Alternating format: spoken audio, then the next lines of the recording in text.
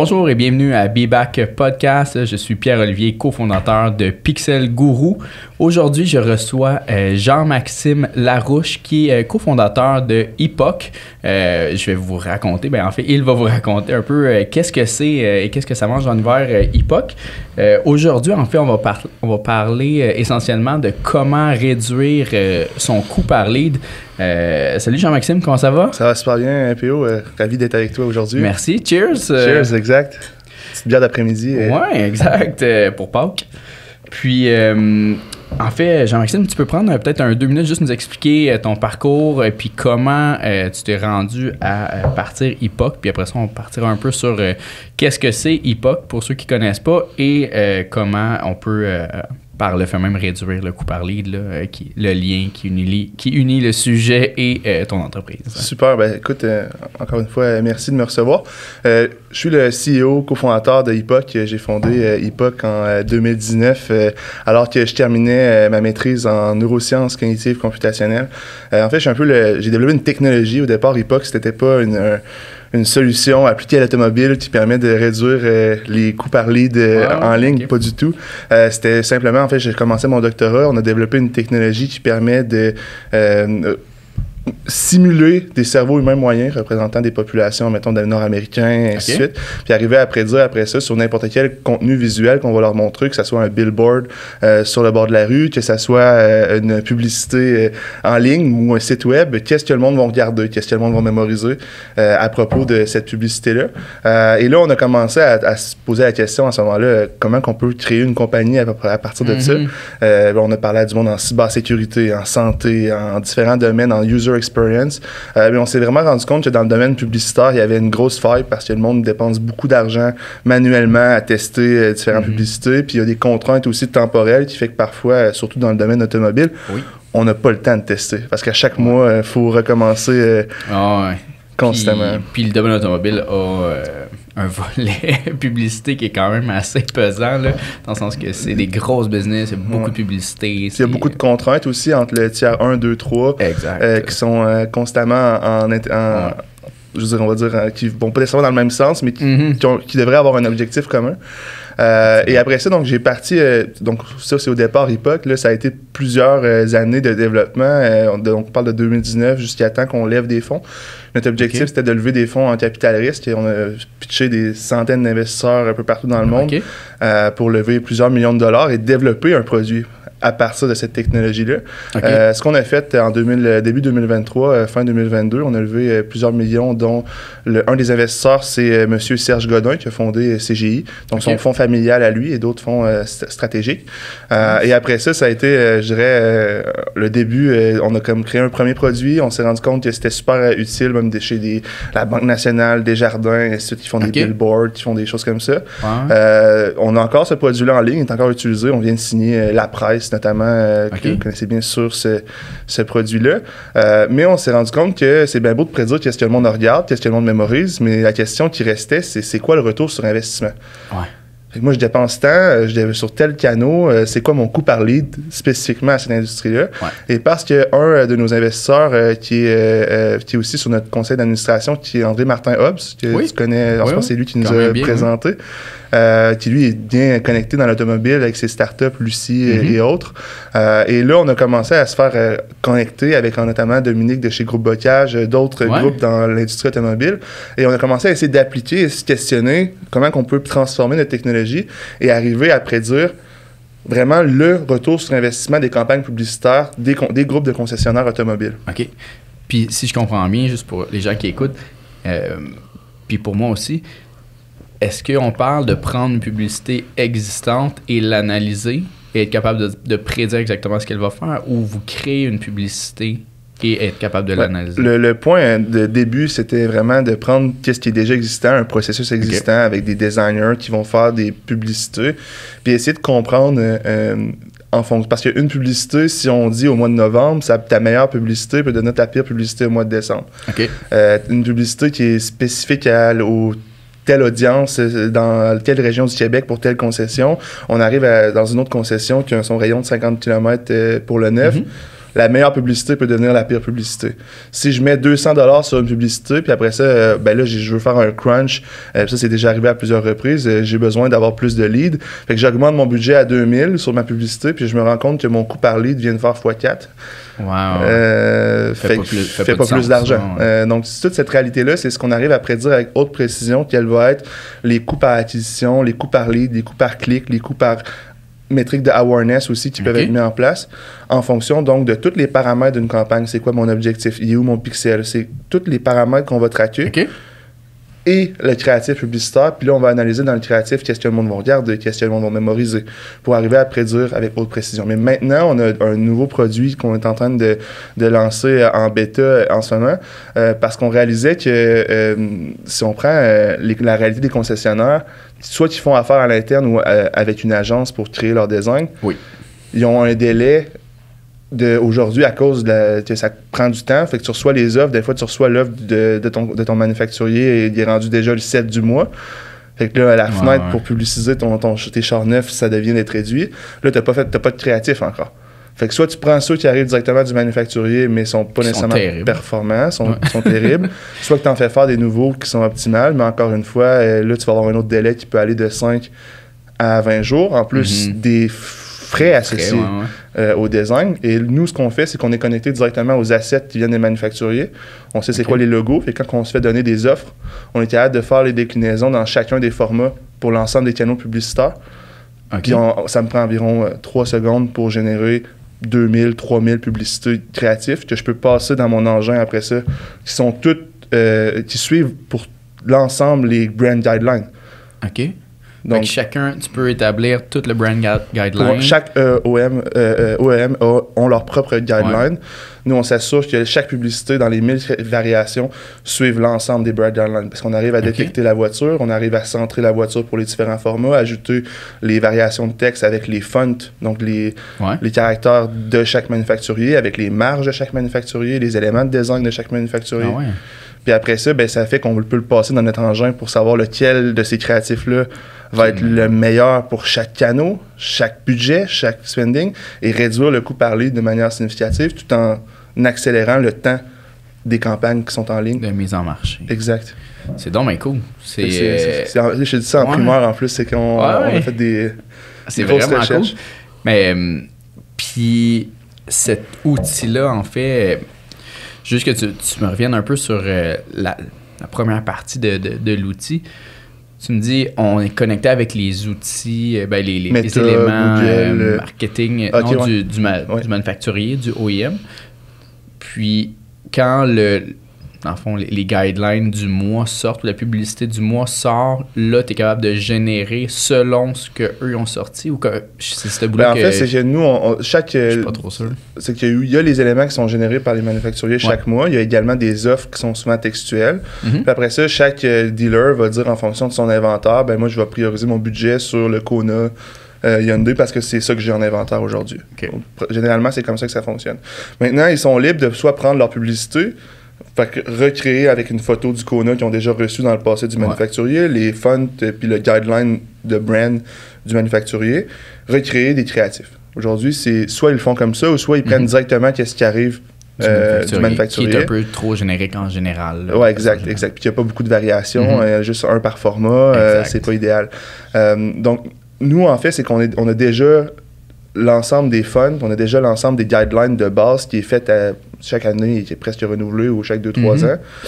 On suit ce guideline-là et on utilise les assets de base. Parce que les photos qui viennent du manufacturier, les systèmes qui viennent du manufacturier, exactement. Fait qu'on n'est pas en train de retransformer la publicité qu'ils ont déjà créée, on prend leur asset puis on en fait des nouvelles. Beaucoup plus de variations. Puis est-ce que c'est l'utilisateur lui-même qui trigger cette création-là ou c'est fait via vous? Comment ça fonctionne? En fait, le trigger se fait assez simplement parce que en bout de ligne, la seule chose qui va changer d'une concession à une autre, mis à part qu'il va y avoir une unicité de chaque créatif qu'on va créer pour chaque concession d'une marque spécifique, mais il va également avoir des choses qui appartiennent seulement aux concessions. Notamment, on prend par exemple le logo. Fait que là, par exemple, Genesis Estrie, va avoir un logo Genesis Estrie qui va varier d'une publicité à l'autre. Puis après ça, il peut y avoir des offres spécifiques qui sont soit cooptables ou pas. Ouais. Puis ceux-là vont être ajoutés par la personne. Donc, nous, en fait, ils vont nous dire, moi, je veux avoir une publicité pour le Kona, donc tel modèle, voilà les offres que j'ai. Je suis capable de créer des variations qui vont fitter dans les offres également. OK. Donc, mais par exemple... cette façon-là de fonctionner, quand tu dis, ils vont nous dire, c'est self-serve. Ou c'est... C'est soit les agences qui font déjà les créatifs, comme en ce moment, ou soit les groupes qui sont internalisés. Aujourd'hui, c'est nos 2 clients. Mais eux, ils vous appellent? C'est quoi le trigger? Ou ils utilisent ça va être une self-serve plateforme. En ce moment, la OK. plateforme n'est pas encore libre d'accès, c'est-à-dire qu'on le fait, ils nous envoient les informations par courriel puis on leur envoie. OK. Donc, c'est un processus qui, pour l'instant, est manuel, qui reste 1000 fois plus rapide qu'un designer, on s'entend. Ouais. Mais ça nous permet aussi de valider l'ensemble de la plateforme, l'accessibilité, la connectivité avec les brand assets de chaque manufacturier également. Il faut dire que ce qu'il faut comprendre aujourd'hui, c'est que ça va être self-serve dans 5 à 6 mois. OK. Parce que notre but, on est déjà en train d'avoir des conversations aux États-Unis, ailleurs dans le monde. Le processus que je viens de décrire pour les new vehicles est le même partout dans le monde. Pour les neufs? Pour les neufs. Okay. L'usager, ça peut varier. Ouais. Mais pour le neuf, c'est un processus-là que les manufacturiers ont implémenté partout dans le monde. Ici, aux États-Unis, ou vous avez vérifié Europe? On a vérifié en Europe également. Ça on parle à Audi France, notamment, qui sont en Europe. C'est exactement le même processus, avec ton tiers 1, 2, 3. Parce que il me semble qu'en Europe, le manufacturier détient comme la majorité des concessionnaires automobiles, que le fonctionnement entre les tiers n'est pas nécessairement... c'est sûr qu'il y a des publicités, mais ça reste que, je veux dire, les offres au début du mois, puis sur lesquelles ils vont faire l'inventaire, c'est une décision, même si sont possédés par une instance supérieure, il va quand même avoir un pouvoir décisionnel au niveau du manufacturier, au niveau du national aussi, puis au niveau de l'international, puis c'est encore une fois exactement comme ici. Et ça veut dire que Audi Monde va décider de ce que Audi Canada peut faire. Puis après ça, Audi Canada va décider qu'est-ce que leur concession, c'est quoi qui est légiféré.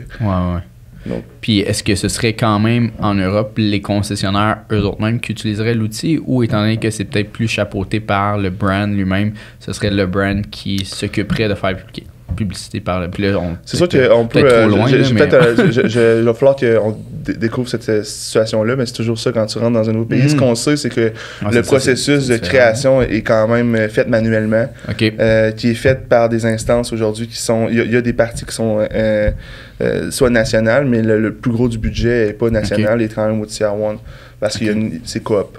Même principe.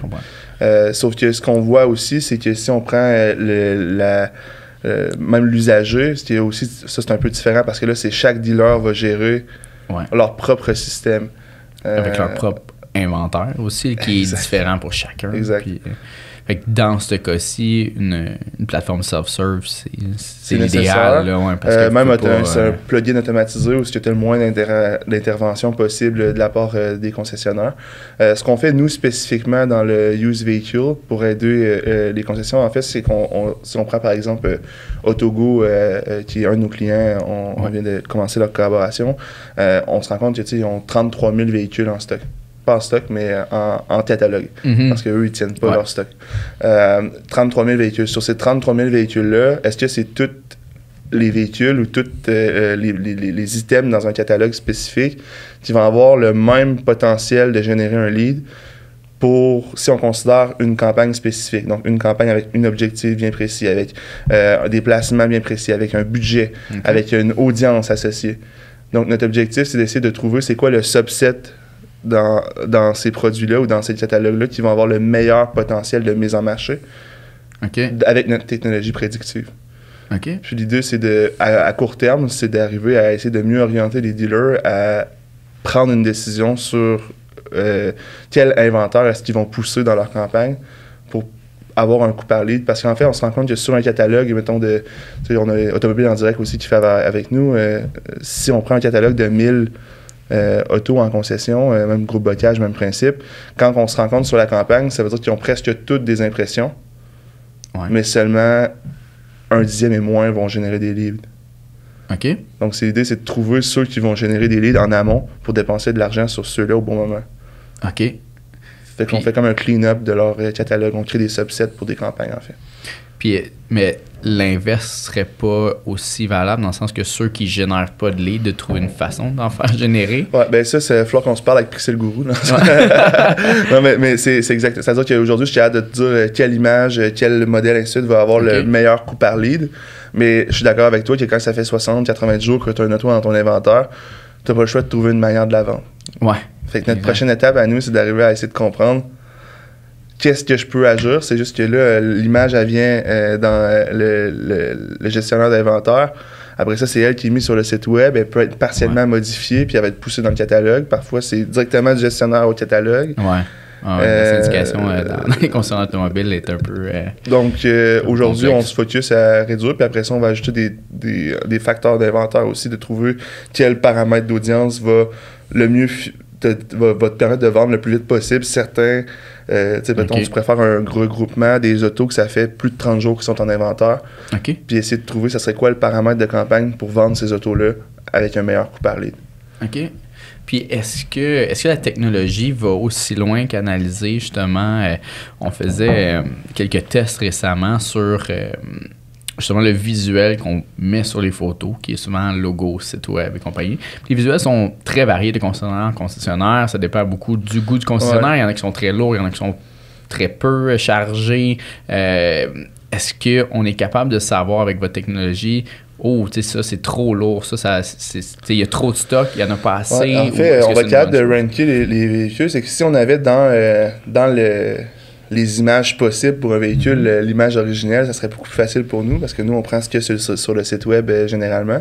Mais en soi, ce qu'on s'est rendu compte, c'est que le logo, souvent, s'il y a un logo même de la concession, que ce soit dans le background, que ce soit en bas, puis souvent, c'est même le site web qui ajoute ça automatiquement. Fait que ton image, elle a toujours un logo en bas, à une genre de bande. Ouais. On se rend compte que généralement, ça performe moins bien aujourd'hui. Après ça, il y a des mais ça, est-ce que ça performe toujours moins bien? Parce qu'après ça, là, j'ai pris ça en général, mais en bout de ligne, si tu t'en vas spécifiquement pour une campagne avec une audience spécifique, avec un budget spécifique, peut-être que ça va devenir le meilleur. Le most performing one. C'est pour ça que notre approche, c'est vraiment plus regarder les images disponibles, puis on est capable de voir dans ces images-là, première étape, regarder les charts qui ont le moins de potentiel de mise en marché ce mois-ci, du moins. Après ça, ajouter des contraintes d'inventaire pour assurer qu'on n'a pas non plus, on reste pas coincé avec un nombre d'autos en inventaire. Mais juste dans les photos qu'on a disponibles, on est déjà capable de dire laquelle je devrais mettre en avant dans ma publicité Facebook pour maximiser mon coût par lead. Faut dire qu'aujourd'hui, c'est tout le temps, il y a deux ou trois positions spécifiques. Après ça, il y a des photos d'intérieur. C'est tout le temps ça qu'on a à analyser. Aujourd'hui, il faudrait qu'on arrive on crée des variations dans le domaine du neuf, mais là, il n'y a pas de texte à ajouter ici. Là, c'est seulement la voiture, son background, puis les reflets, puis des choses comme ça. Ce que vous faites, dans le fond, à Pixel Guru, c'est ce que vous êtes comme trop en amont, je pense, pour nous en ce moment. C'est-à-dire que tout est déjà dans le BDC. Puis dans... Ouais. Est-ce que ce serait possible dans ce cas-là parce que, par exemple, chez Pixel, on garde 4 versions des photos. Donc, la version originale, celle que le client nous a envoyée, qui n'a rien du tout. La version rehaussée, donc avec un certain filtre qu'on met sur la photo. Après, on a la version qui est avec le filtre et le background remplacé pour un background virtuel. Et ensuite, on a la version finale qui est rehaussée, background et overlay rajouté sur les photos. Ce serait très facile pour moi. On serait capable de faire, j'imagine, une analyse. Qu'est-ce qui performe S'il était, mieux? mettons, connecté sur le site web, mais non affiché. Ouais. Ça veut dire que tu affiches, mettons, parce que tu veux pas avoir 4 versions de ta photo Non, on envoie toujours la finale. Tu envoies toujours la finale, exact. Mais s'il y a un moyen de les envoyer sur le site web ou dans le gestionnaire d'inventaire sans qu'ils soient affichés, nous, on serait capable de les prendre après ça, puis on serait capable de trouver laquelle va être meilleure pour telle campagne. Laquelle va être meilleure pour... Dans le use? Dans le use. On parle juste de use. OK. Parce qu'on analyse déjà l'image. Quand que je te dis quel item va générer le plus de leads, ben moi je regarde les paramètres de l'auto, le kilométrage, mais le prix, l'année, ainsi de suite. Mais on se rend compte que l'un des facteurs qui a le plus d'importance, à savoir est-ce que le monde va arriver sur ton site web ou même du instant form sur de l'usager, mais généralement c'est sur le site web, l'usager, que ça se passe. Quand je dis instant form, c'est que c'est généré sur Facebook. Fait que là, tu vas cliquer sur l'auto, puis là, tu vas rentrer ton nom, ton numéro de téléphone. Ouais. Sinon, ils vont vraiment t'amener sur le modèle usagé. Tu vas avoir toutes les specs, toutes les informations. Puis là, ils vont te générer un lead qui souvent est beaucoup plus qualifié, là, en général. Meilleure qualité. Aujourd'hui, moi, ce que je me rends compte, c'est que l'image, au-delà des autres specs qu'on peut donner sur le modèle, l'année, le prix, et ainsi de suite, a beaucoup plus d'impact à savoir est-ce que le monde va arriver sur ton site web. Si on est capable de faire la transition vers le site web. Exact. Okay. L'amener là, puis après ça, ce qu'on se rend compte, c'est quand il est sur ton site web, il y a bien des chances qu'il est sur ton inventaire, puis qu'il continue à magasiner. Ouais. Ce que la majorité des consommateurs veulent, c'est l'objectif idéal. C'est ça, amener du monde qui vont magasiner, exact. Fait qu'on serait capable, dans ce cas-ci, d'analyser est-ce que, puis là, une conversation qu'on peut avoir hors caméra aussi, là, mais sans avoir à se connecter et à pitcher les 4 versions, mettons, sur un système de gestion d'inventaire, est-ce qu'on serait capable de, par API, les lancer chez vous et savoir, OK, mais la version avec overlay de telle façon, ça devrait générer... notre outil prédit que ça va moins générer de clics ou de leads. Oui, on est tout à fait capable de le faire. La seule chose qu'il va falloir considérer, c'est des régions avec des campagnes puis des dates. On va dire que, mettons, tel auto est vendu pour telle concession dans tel secteur. Ça veut dire qu'on va mettre une audience assez générale. On va demander, mettons, généralement, on demande aux concessions c'est quoi leur budget qu'ils font dépenser pour aller chercher du lead sur ça. Puis après ça, on est capable de le faire en amont, avant même que vous rentrez l'image dans le gestionnaire d'inventaire. Puis on serait capable même peut-être de modifier, parce que chez vous, l'outil modifie la photo ou crée des visuels, right? En fait, on appelle, c'est drôle parce que la partie où on crée des visuels, on appelle ça le assembly line, pour faire référence à l'automobile, littéralement, mais c'est juste qu'on se rend compte qu'à chaque fois, ça prend 2 heures, quelqu'un qui fait ça pour chaque créatif. Moi, je suis capable de faire des milliers sur tous tes formats en quelques secondes. C'est exactement ce qu'on fait, mais dans le fond, c'est du assembly line. Fait que je suis pas en train de créer des assets, je suis capable de créer des backgrounds parce que, tu sais, avec des modèles de diffusion... on voit DALL-E 2, Midjourney, ces patentes-là. C'est rendu vraiment possible facilement pour générer des backgrounds, mais encore là, générer du texte, si c'est pas fait de manière programmatique, ça va beaucoup avoir, on appelle ça des artefacts dans le milieu. Fait que, tu sais, il va marquer 399 par mois, mais là, il va avoir plein de bugs dans le texte, ça sera pas visuellement esthétique. Même chose pour les images, on s'est rendu compte qu'aujourd'hui, tu sais, je suis capable d'extraire le background de ton auto, mais après ça, tu sais, vous avez fait des techniques de justement aller voir dans la fenêtre les reflets sur le char, tout ça, l'ombrage en dessous de l'auto aussi. Tout ça, ça a vraiment beaucoup d'importance aujourd'hui. Puis on n'est pas, c'est pas notre, pour l'instant, on se concentre sur qu'est-ce qu'on fait bien, qu'est-ce qu'on fait le mieux. Fait qu'on se concentre sur la partie assembly line, on se concentre pour vraiment le neuf, générer les créatifs en fonction des guidelines. On se concentre sur le prédictif, sur les différents channels, Meta, Google, etc. Lequel créatif tu devrais prendre pour quelle campagne, puis optimiser ton coût par lead. Puis on a vraiment des bons résultats avec ça. C'est-à-dire qu'il y a même Julie de Groupe Olivier, qui est directrice marketing, ou même chose chez Groupe Bocage. Enfin, je peux mettre de la donnée sur qu'est-ce que je fais. Enfin, je peux réduire. On a démontré pour Mazda, concession Mazda à Sherbrooke, une réduction du coût par lead de 53%. Ça veut dire 160% plus de leads pour le même budget dépensé. C'est énorme. Mais après ça, là, on est comme comment on peut accélérer encore, aller chercher encore plus de pourcentage. Puis même grâce à ça, on a même été, je le mentionnais tantôt, mais on a été listé en 2024 par Forbes Magazine comme étant le 30 under 30 avec mon cofondateur pour la partie advertising et marketing à cause de notre travail dans l'industrie automobile. Avec donc démontrer une réduction du coût par lead comme ça dans une industrie spécifique, ça a une valeur inestimable. En fait. C'est à peu près tout ce que tu vas entendre sur la lèvre des propriétaires et des gestionnaires d'un concessionnaire. Il y a d'autres choses après là, qui viennent, la qualité des leads, mais ça c'est une autre chose aussi. On a des clients aujourd'hui, on regarde les leads, on regarde dans le CRM. Fait que je suis pas juste à te dire je suis capable de réduire ton coût par lead par 50%, mais que finalement la qualité de tes leads que tu reçois, ça te coûte 300 heures de plus par mois à juste les appeler. Puis, exact, pour rien. Là. Non, je comprends. Puis Tu parlais tantôt de délai de design. On parle dans votre réalité de ce que tu as vu à date pour l'automobile, de leur réalité actuelle. Et ce que vous faites, les gens sont capables de réduire leur délai de mise en marché de leur publicité de combien de temps environ? Je dirais que ça dépend de deux choses. Premièrement, on parle du moment où le manufacturier, le dealer va recevoir l'offre du manufacturier.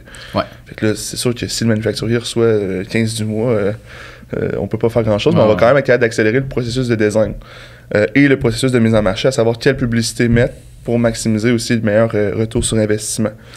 Aujourd'hui, on va faire une picture de si un dealer utilise une agence ou si à l'interne. Mais quand on parle à l'interne, on a seulement des groupes qui ont plus de 10 concessions, généralement, qui vont avoir des ressources à l'interne avec un graphic designer, avec quelqu'un qui va lancer leur campagne à l'interne. Sinon, ils vont faire affaire avec une agence. Ça va être SM, ça va être D2C, trafic, et lead stream, etc. C'est ça le processus qu'on voit. Quand on fait affaire des agences, c'est sûr que ça dépend bien sûr de la ressource que l'agence va avoir à l'interne. C'est designer, mais généralement, il y a une chose qui est difficile pour ces agences-là d'engager qui sont spécialisées, d'engager des designers qui vont juste travailler pour eux parce qu'ils vont avoir du job le début du mois. Ouais, c'est des pics intenses de production, puis après ça redescend rapidement. Exact. Fait que là, on se retrouve dans une situation où ils sont obligés de garder des designers qui sont des pigistes parce qu'ils peuvent pas avoir justifié quelqu'un qui va être embauché temps plein pour travailler 10 jours par mois. 10-15 jours, 20 jours par mois. Ça, c'est la réalité de toutes les agences qu'on voit dans le marché. À part s'ils sont assez gros et qu'ils ont des personnes qui les backent en arrière, comme des traders ou des choses comme ça. Cars.com, qui vont finalement faire pencher la balance. Mais on se rend compte que généralement, ça veut dire que le moment où ça coûte minimalement pour une agence ou même à l'interne pour un groupe, puis quand c'est à l'interne, il faut quand même, pour être capable d'engager ou gérer ça, il faut qu'il y ait plus de 10 concessions généralement pour qu'on voit qu'ils soient internalisés. Sinon, ils vont quand même continuer à faire affaire à l'externe. Généralement, là, il peut y avoir des exceptions. Et ça va prendre, donc, le moment où je reçois le 2 du mois, je reçois mes offres du manufacturier. Fait que là, je regarde avec mon agence dans mon inventaire, ceux que j'ai le plus, ceux que je veux mettre plus de budget donc dans ma campagne. Et après ça, je vais soit prendre les créatifs qui viennent directement du manufacturier ou je vais faire d'autres créatifs. Fait que à partir de ce moment-là, c'est là qu'il peut avoir une grosse différence. C'est là qu'il peut avoir un gros délai qui dépend des ressources de l'agence, mais généralement, ça va être entre 5 et 20 jours de délai pour avoir ces créatifs. Wow! Si c'est 20, j'ai vu du 20 jours. Si c'est 20, on est rendu dans l'autre mois. Ça dépend à quel moment ils le reçoivent exact. Ouais, mais quasiment. Je dirais que j'ai vu, parce que ça dépend quand ils sont vraiment surchargés aussi.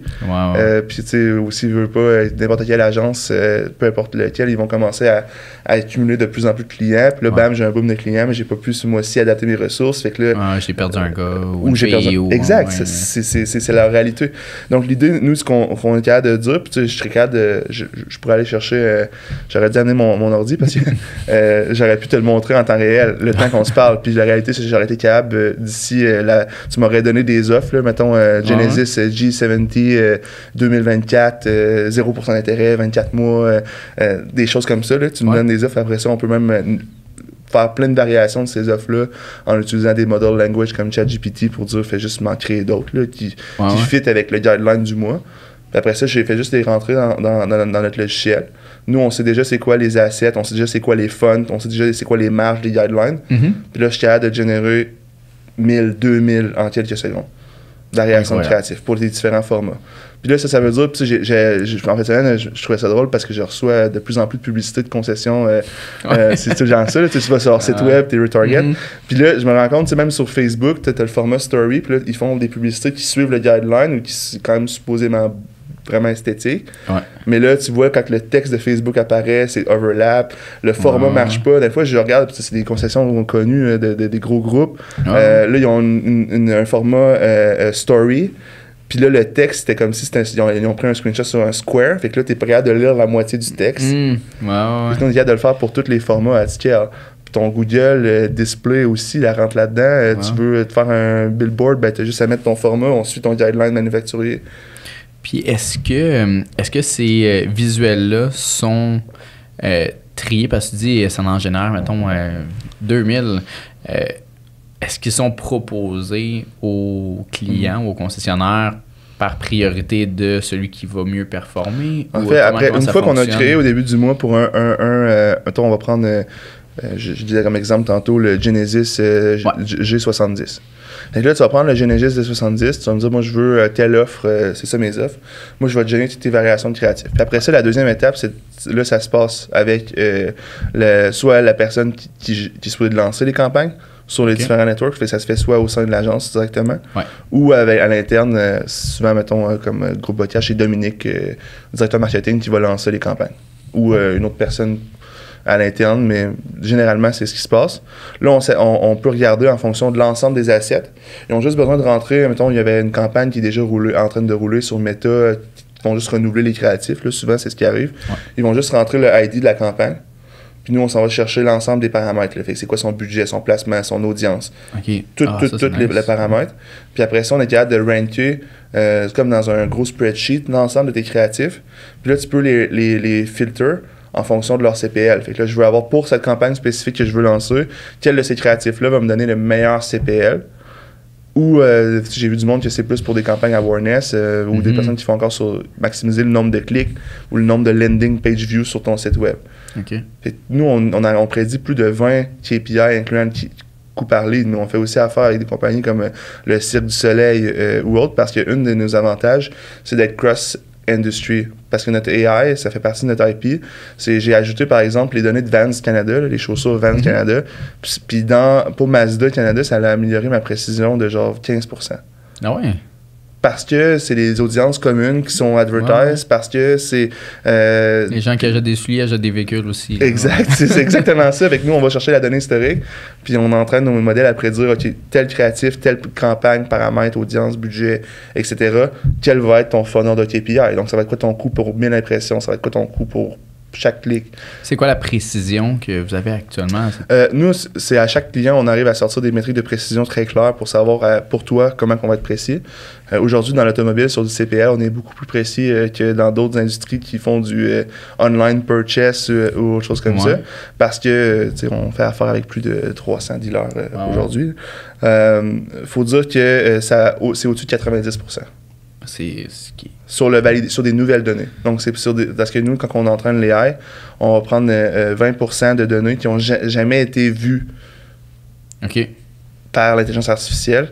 Puis le but, c'est d'entraîner après dire, OK, je te donne un créatif, je te donne une campagne, c'est quoi mon ROI, c'est quoi mon KPI funnels.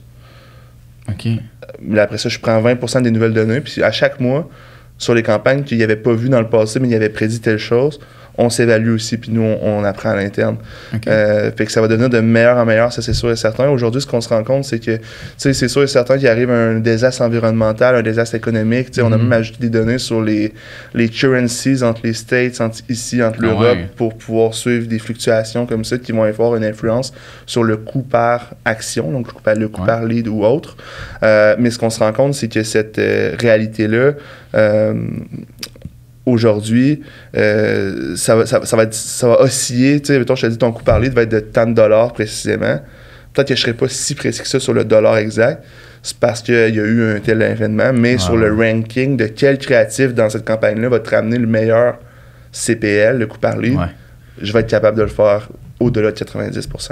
OK. Que c'est sûr que c'était ce visuel-là qui était le plus performant pour toi dans cette situation-là. Exact. Ça, on est vraiment, vraiment confiant. Mais après ça, c'est sûr que life is life. Demain matin, il y a une guerre éclate à telle place puis que ça l'influence. On l'a vu avec la COVID, là, c'est le meilleur exemple. Effectivement. Du jour au lendemain, tous les modèles étaient à refaire. Exact. Autre question. Est-ce que c'est pas un outil plus... ou quelle est votre relation avec justement les agences marketing? Est-ce que vous butez un peu à... Parce que j'imagine qu'eux voudraient cet outil-là pour l'utiliser pour les campagnes qu'eux vendent aux concessionnaires. Exact. Parce que nous, on n'a pas l'intention d'aller dealership par dealership aujourd'hui. Okay. Je vous aime beaucoup, là, c'est pas le point. Non, c'est juste parce que on est une start-up, on veut scaler, on veut prendre le monde le plus vite possible. Puis les agences, en fait, c'est eux qui vont pouvoir offrir un meilleur service plus rapidement. C'est leur business à eux de gérer de la relation one by one. Exact. C'est leur core aussi business. C'est leur core business, c'est exactement ça. Fait que là, dans le fond, j'augmente leur marge de manière ultra significative, plus leur temps de livraison de manière ultra significative. Avec ce produit-là, mais ce qu'on se rend compte, c'est qu'avec l'autre produit qui est juste axé sur la performance, aujourd'hui, c'est seulement les groupes internalisés qui peuvent l'utiliser parce qu'ils ont plus de ressources à l'interne pour générer plus de créatifs. Pour pouvoir après ça trouver lequel va mieux performer. Puis parce qu'ils sont rodés, ils sont à l'interne, mais là, ils sont vraiment axés sur trouver qu'est-ce qui va me permettre d'enlever 1 point, enlever 2 points à mon coût par acquisition. Tandis que quand tu es une concession, tu fais affaire avec une agence, tu n'as pas ces moyens-là. Souvent, Puis l'agence, elle a plusieurs clients. Puis pour tenir ses marges, parce qu'on sait que c'est un milieu qui est difficile, il faut qu'elle fasse des marges pour survivre. Surtout dans les dernières années, ça a été quand même un bout de rough pour les agences. Puis c'est pas... tu sais, moi, je travaille avec d'autres agences, ce soit des agences, des très grosses agences, ça je vais pas nommer de nom ici, mais dans d'autres industries complètement, ça va pas très bien. Ça va pas très bien parce qu'on est dans une situation actuellement où économiquement ça va pas très bien. Puis eux, à chaque fois que ça va pas bien, ils se font changer pour une autre agence. Exact. C'est le pattern qu'on voit dans toutes les industries. Fait que c'est pour ça que ce produit-là a pour but, d'un point de vue des agences dans l'automobile, d'augmenter leur marge et d'être vendu à eux. Maintenant, pour ce qui est des groupes, parce qu'il faut qu'on démonte des cases même pour que ça intéresse les agences, c'est ça la réalité. Fait que des groupes Bocage, groupe Olivier, groupe Poirier, tous ces groupes-là, c'est les seuls à qui on peut parler autre que les agences. Aux États-Unis, c'est la même chose. Il y a 15-20, il y en a 100, là, mais il y en a 15-20 gros groupes qui sont 10 fois, 100 fois plus gros que n'importe quel groupe au Canada. C'est ça, cette réalité-là aussi. Nous, on peut leur parler directement, mais sinon, je vais aller voir des Dealer Inspire, des agences qui sont spécialisées, puis je vais leur augmenter leur marge, je vais leur vendre comme ça. Comme ça, moi, je vais avoir un client à parler à la place de 2000, 200. Parce que je peux pas me le permettre aujourd'hui. On est vraiment fort dans le tech, mais on n'est pas une entreprise de service. Donc, vous n'avez pas une équipe de vente sur le marché on est en train de la construire, mais c'est une différence. Il y a une différence entre quelqu'un qui va vendre à des agences puis des groupes. Tu quelqu'un qui va vendre à chaque dealer individuel, c'est pas les mêmes profils. Donc, c'est ça sur une réalité pour nous. Ça demande, pour l'avoir fait dans les concessionnaires, c'est quand même... c'est time consuming, il faut des ressources. T'as un bon taux de closing, il faut que tu sois sûr que d'être patente. Oui, puis ça demande quand même une bonne implication. Les concessionnaires ont quand même un peu, pour la majorité, encore un style old-fashioned qui est, il faut que tu te présentes sur place, il faut que tu prennes soin du compte, il y a quand même beaucoup de travail à faire pour garder un client dans l'automobile direct. Puis, je me rends compte aussi que c'est vraiment du relationship plus que dans d'autres industries, c'est-à-dire que le monde ont plus les sont plus tissés serrés. Puis si j'avais pas eu André Martin qui est sur notre conseil d'administration, j'aurais jamais pu parler à Dominique de Groupe Bocage, j'aurais jamais pu avoir une pièce d'entrée. Puis là, après ça, telle autre personne. Moi, je disais en joke aujourd'hui à mon équipe, je dis là, je suis rendu dans mon layer 10 d'introduction, c'est-à-dire que ma première introduction qui amenait une autre, mais c'est juste comme ça que ça fonctionne, alors que quand on parle à du monde dans le e-commerce ou dans d'autres, c'est du outreach email. Ça marche pas dans l'automobile. non, vraiment pas. C'est pas aussi, c'est plus chaleureux, je trouve. Comme industrie. C'est comme, tu sais, moi j'ai du fun, je me suis fait des amis, dans le sens que, tu sais, on va boire des bières avec eux autres, puis t'apprends à tous les jours sur leur réalité. C'est fou, là, c'est une belle opportunité. C'est une grosse industrie, mais qui est vraiment petit, c'est un petit monde en même temps, mais une très grosse industrie. Je pense que aussi, tu prends la coop, la CCAQ ou même les coop publicitaires, je pense que c'est la réalité aussi, Tier 1, 2, 3, plus la partie corporée ou fédérée, que ce soit la CADA ou que ce soit... Tu sais, il n'y a pas ça dans d'autres industries, généralement, si tu prends le e-commerce. C'est le monde qui font des matelas, ils parlent pas au monde qui font des souliers ou des bas. C'est pas du tout ça, alors que vous autres, parce que vous avez un regroupement qui vendent la même chose, qui vivent la même chose, ça a une force de communauté qui fait que c'est une opportunité, mais au début, c'est une barrière. Pour une entreprise qui veut, comme nous, se développer, tu as passé par là, j'imagine, au début de Pixel Guru. Cool, ben, merci Jean-Maxime. Je sais pas, est-ce qu'il y avait quelque chose que tu voulais rajouter sur le sujet? Je pense qu'on a fait quand même un bon tour du sujet de comment réduire son coût par lead. Une des solutions, évidemment, est d'utiliser Epoch, soit par la bande via son agence de pub. Je vais faire un petit recap, là, c'est ça, exact. Fait que si vous êtes soit une agence ou soit un dealership, les deux, je pense que soit demandez-nous à votre agence ou soit si vous êtes un groupe que vous avez des processus internalisés, on peut vous aider. On a des solutions à la fois pour ce qu'on appelle le Creative Assembly Line, donc fast forward l'ensemble de vos processus créatifs, vous donnez plus de formats qui suivent l'ensemble des brand guidelines at scale, puis vous accélérez votre processus de mise en ligne. Vous allez avoir plus d'argent à dépenser pour vos clients. C'est ça aussi la réalité, là, parce que tu as plus de jours en ligne pour vos campagnes. Augmenter les marges aussi sur le processus de design. Puis l'autre bord, c'est la partie qu'on appelle le Performance Copilot, où on arrive à prédire pour chacun de ces créas-là, chacune de ces campagnes-là, que ce soit pour vos campagnes de crédit, les campagnes de recrutement, les campagnes de nouveaux véhicules, on arrive à prédire at scale quel créatif va être combiné à quelle campagne pour maximiser votre retour sur investissement. Puis on a des résultats probants là, où on a réduit, comme je disais tantôt, de plus de 53% le coût par lead pour des concessions comme Mazda, Nissan, Kia, etc.